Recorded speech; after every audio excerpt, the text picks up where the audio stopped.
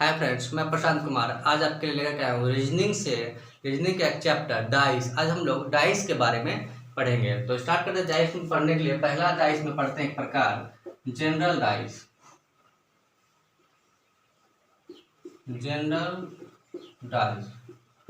General dice इसका dice बना लेते हैं।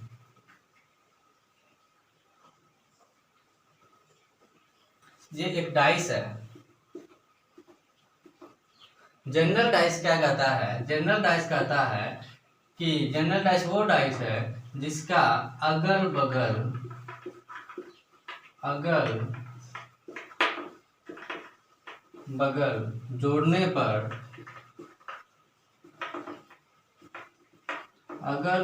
जोड़ने पर सात आए। जिसे अगल बगल जोड़ने पर सात आए वो जनरल डाइस है। जैसे कि यहाँ पे 3 और 4 जोड़ते हैं तो 7 आ रहा है, तो ये जनरल डाइस हो गया। अगल बगल जोड़ने पर जिसमें 7 आए वो जनरल डाइस है। अब दूसरा डाइस का प्रकार पढ़ते हैं स्टैंडर्ड डाइस।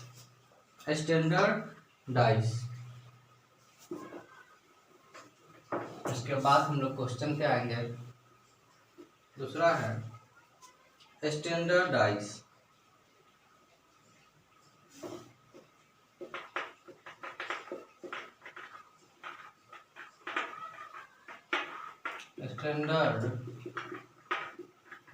स्टैंडर्ड डाइस का एग्जांपल लेते हैं।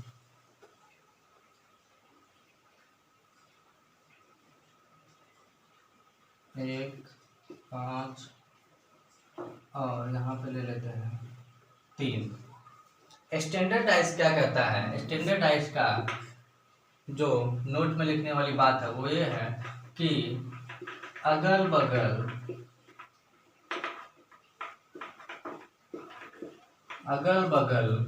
जोड़ने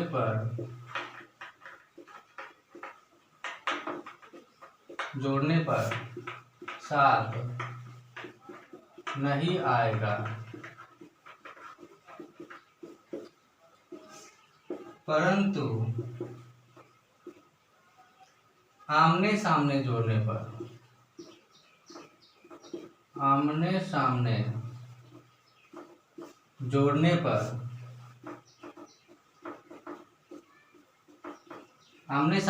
पर 7 आएगा। ये कहता है स्टैंडर्ड डाइस। कहने का मतलब ये है कि अगल बगल जोड़ने पर 7 नहीं। जनरल डाइस में अगल बगल जोड़ने पर 7 आता था, इसमें अगल बगल जोड़ने पर 7 नहीं आएगा, बल्कि अपोजिट आमने सामने जोड़ने पर 7 आना चाहिए। कहने का मतलब ये है कि 1 में 6 जोड़ेंगे तो 7 आ जाएगा, इसका मतलब ये है। और 5 में 2 जोड़ेंगे तो 7 आ जाएगा। 3 में 4 जोड़ेंगे तो 7 आ जाएगा। कहने का मतलब ये है कि 1 का अपोजिट 6 हो गया, 5 का अपोजिट 2 हो गया, 3 का अपोजिट 4 हो गया। मतलब कि अपोजिट आमने सामने, 1 का सामने हो गया 6, 5 का सामने हो गया 2, 3 का सामने हो गया 2, 4 और दोनों को जोड़ने पर 7 आ रहा है, तो ये स्टैंडर्ड डाइस हो गया। कहने का मतलब ये है कि आमने सामने जोड़ने पर 7 आना चाहिए।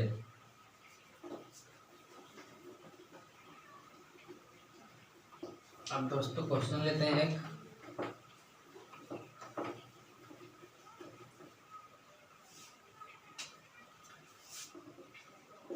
एक क्वेश्चन लेते हैं। जब एक ही नंबर कॉमन हो किसी डाइस में, पहला क्वेश्चन जब एक ही नंबर कॉमन हो दो डाइस में,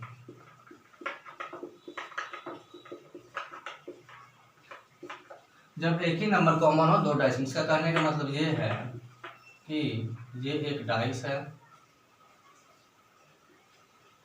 ये एक डाइस है यहाँ पे ये एक डाइस है, यहाँ पे लिखा हुआ है 3 4 5, 3 4 5, और ये एक डाइस है दूसरा 2 3 6, 2 3 6। क्वेश्चन इस तरह से पूछेगा, एक ही डाइस को ये 2 बार उछाला गया, एक ही डाइस को 2 बार उछाला गया है तो 2 परिस्थिति बनी है। पहली परिस्थिति ये है और दूसरी परिस्थिति ये है। तो इसमें क्या कह रहा है, जब एक ही नंबर कॉमन है तो इसमें एक ही नंबर कॉमन है, वो कॉमन कौन है 3, ये 3 और ये 3 इसमें कॉमन है, बाकी बात 2 यहाँ 5 यहाँ 6 यहाँ 4 है। जब एक ही नंबर कॉमन हो तो डाइस एक ही नंबर जब कॉमन होगा तो यहाँ पे 3 और 3 2 बार लिख लेंगे। अब 3 को जो नंबर कॉमन है उसको पकड़ करके क्लॉकवाइज घूमेंगे, उसको पकड़ के क्लॉकवाइज, जिस तरह घड़ी घूमती, घड़ी इस तरह से घूमती है तो हम लोग इस तरह से घूमेंगे। जो कॉमन नंबर है उसको पकड़ करके और उसी के घड़ी के डायरेक्शन में उसको लेकर रोटेट करेंगे तो रोटेट करने पर 4 आएगा, पहले डाइस में 4 आएगा, फिर रोटेट करेंगे तो 5 आएगा। और इसमें और यहाँ पे 3 है ये कॉमन, तब इसको पकड़ करके ऐसे घड़ी के क्लॉकवाइज डायरेक्शन में घूमेंगे, घड़ी के डायरेक्शन में, तो 6 आएगा, यहाँ 2 आएगा। तो यहाँ पे आपसे क्वेश्चन पूछेगा कि जब एक ही टास्क को 2 बार उछाला जाता है तो 4 के अपोजिट कौन सा होगा, 4 के अपोजिट क्या आएगा, 4 के अपोजिट क्या आएगा। तो 4 के अपोजिट यहाँ पे 6 आ गया, 5 के अपोजिट 2 है और 3 के अपोजिट हो जाएगा 1। जब कोई नहीं आया तो 1 बचा है, 3 के अपोजिट 1 हो जाएगा। ये हो गया जब एक ही नंबर कॉमन हो दोनों डाइस में। अब देखते हैं जब 2 नंबर कॉमन हो दोनों डाइस में।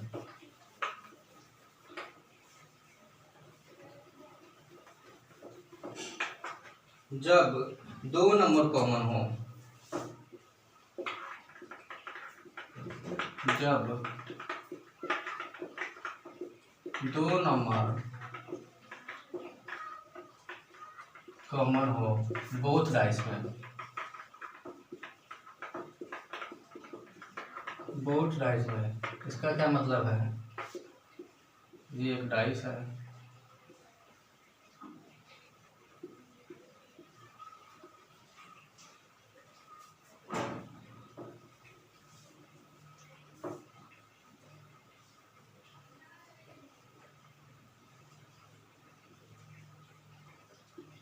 ये डाइस की स्थिति है। एक ही डाइस को 2 बार उछाला जाता है, यहाँ पे 4 5 6, यहाँ पे 3 5 6। यहाँ पर 2 डाइस कॉमन है, यहाँ पे 2 कॉमन है, 2 नंबर कॉमन है यहाँ पे।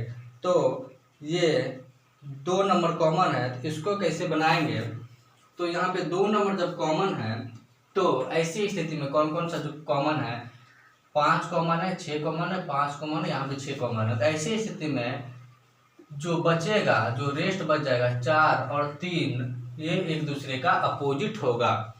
अब रही बात यहाँ पे कि तब फिर 5 और 6 का अपोजिट कौन सा होगा, ये बताइए आप लोग बोलिएगा। तो यहाँ पे 5 और 6, यहाँ पे तो जो बच गया 2 कॉमन है, तो क्योंकि जब एक डाइस को हम लोग उछालते हैं तो उसकी 3 परिस्थिति दिखती है और 3 नहीं दिखती है। तो ऐसी कंडीशन में इसका 2 जब कॉमन है तो जो रेस्ट बच जाएगा 4 और 3 वो अपोजिट हो जाएगा। अब यहाँ पे बच गया 6 और 5, इसका अपोजिट कौन सा होगा, तो इसको हम लोग निकालते हैं, 6 को लेते हैं तो 6 का जब हम लोग निकालेंगे तो क्लॉकवाइज लेकर घूमेंगे, 6 का निकालेंगे तो 6 में 3 नहीं आएगा, क्योंकि ये सामने सामने है तो सामने सामने कभी भी अपोजिट नहीं आएगा। 6 के बगल में 5 है, 3 है, तो ये कभी भी अपोजिट में नहीं आएगा। तो 6 के अपोजिट में 3 नहीं होगा, 5 नहीं होगा अपोजिट में, और यहाँ पे 6 के अपोजिट में 4 नहीं होगा, और 6 के अपोजिट में 6 नहीं होगा, क्योंकि अगल बगल में अगल बगल वाला कभी भी अपोजिट नहीं होता है, हो सकता है। तो अब कौन सा बच गया, एक बच गया 1 और एक बच गया 2, 1 या 2। तो 6 के अपोजिट में या तो 1 होगा या 2 होगा। उसी तरह 5 के अपोजिट में कौन सा होगा, तो 5 के बगल वाला 6 नहीं हो सकता है, यहाँ पे 4 है, 4 नहीं हो सकता है। यहाँ पे 3 है, 3 नहीं हो सकता है अपोजिट, और 5 नहीं हो सकता अपोजिट। तो कौन सा होगा? 1 या 2। 5 के अपोजिट हो सकता है 1 या 2, क्योंकि यहाँ पे सब आ गया। कौन आया? 1 और 2 नहीं आया, क्योंकि एक पासकी में 6 ही संख्या होती है। तो यहाँ पे 4, 3, 5, 6 आ गया। कौन सा नहीं आया? 1 या 2। 1, 2, 3, 4, 5, 6, 1 या 2। तो अगर 5 का 2 आएगा तो 6 का 1 आएगा, अगर 6 का 2 आएगा तो 5 का 1 आएगा। ये रही 2 कंडीशन। अब दोस्तों एक देखते हैं last dice, open dice. Open dice, open dice, open dice की परिस्थिति क्या है? ओपन डाइस इस तरह की होती है।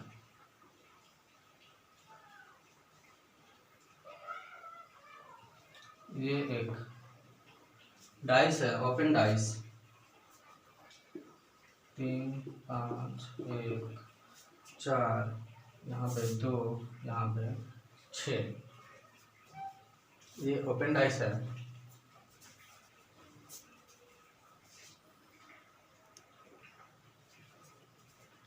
ये ओपन डाइस है। तो इसमें ओपन डाइस में हम लोग क्या करेंगे? इसमें जो एक नोट करने वाली पॉइंट है, अल्टरनेट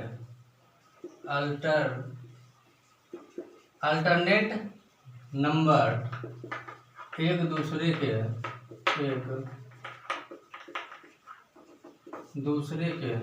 अपोजिट होंगे, उल्टा या आमने सामने होंगे।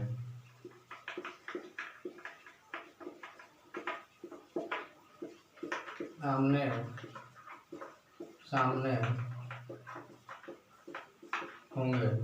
आपको अल्टरनेट करने का मतलब यह है कि 6 का अपोजिट 2 का अपोजिट 6 हो जाएगा, 3 का अपोजिट 5, एक डिब्बा छोड़ करके, और 5 का एक डिब्बा छोड़ करके 4। तो 6 का अपोजिट 2, एक डिब्बा छोड़ करके, 3 का अपोजिट 1 और 4 का अपोजिट 5।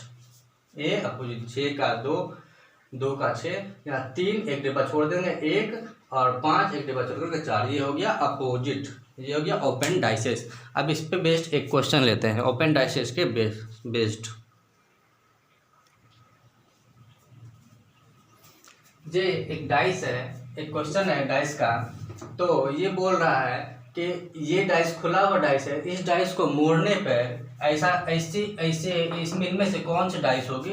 इनको मोड़ने पर, इसको जब मोड़ेंगे तो इनमें से कौन सी डाइस बनेगी, क्वेश्चन कर रहा है। यहाँ पे हम लोग अल्टरनेट लिख लेते हैं। यहाँ पे अल्टरनेट है, ए के अपोजिट डी है, और एफ के अपोजिट बी, ई के अपोजिट सी, एक कॉलम छोड़ के। एफ के अपोजिट एक कॉलम छोड़ करके बी, और ई के अपोजिट एक कॉलम छोड़ करके सी। एफ के अपोजिट हो गया बी, और ई के अपोजिट हो गया सी, और ए के अपोजिट हो गया डी। ए का अपोजिट हो गया डी। तो यहाँ पे कह रहा है, अब इसको चेक करते हैं। तो एफ के अपोजिट यहाँ पे बी है, और यहाँ पे एफ के बगल में ही दे दिया बी। तो ये नहीं हो सकता। क्यों नहीं हो सकता है? क्योंकि जो एफ के अपोजिट यहाँ पे बी है और एफ के अपोजिट का बी है, इसका मतलब ये है कि बी यहाँ से दोनों कंडीशन नहीं होगा, इसके अपोजिट होगा, लेकिन बी यहाँ पे बगल में दे दिया, इसलिए आंसर नहीं होगा। अब नेक्स्ट है, ई के अपोजिट सी है। यहाँ पे ई का अपोजिट सी नहीं है, ठीक है, यहाँ पे अपोजिट में, ठीक है, ई के अपोजिट सी में है, सी है तो यहाँ पे सी नहीं है, इसका मतलब अपोजिट है। और डी के अपोजिट ए है, ए के अपोजिट डी है, यहाँ पे ए के अपोजिट डी है, लेकिन यहाँ पे ए नहीं है, तो ये भी सही है। और एफ के अपोजिट बी है, एफ के अपोजिट बी यहाँ पे नहीं है, इसका मतलब ये यहाँ पे सही है। और जब ये सही है तो आगे चेक करने की जरूरत नहीं है, फिर भी मैं जानकारी यहाँ पे चेक कर देता हूँ। अब यहाँ पे पूछ रहा है, बोला है कि ई के अपोजिट सी है, ई के अपोजिट यहाँ पे सी है, और यहाँ पे बगल में सी लिख दिया है, जिस वजह से ये आंसर नहीं होगा। जो अपोजिट होगा वो यहाँ पे नहीं दिखेगा। अब फिर बोला डी के अपोजिट, ए के अपोजिट डी है, तो एक अपोजिट डी यहाँ पे सामने में दिख रहा है, ये भी नहीं होगा। तो दोस्तों ये रहा डाइस से रिलेटेड इम्पोर्टेंट क्वेश्चन। आज मैंने डाइस आपको पढ़ाया है, आशा करता हूँ आपको समझ में आई होगी अच्छी तरह से। अगर समझ में आए तो please like share and subscribe जरूर करें। Thank you.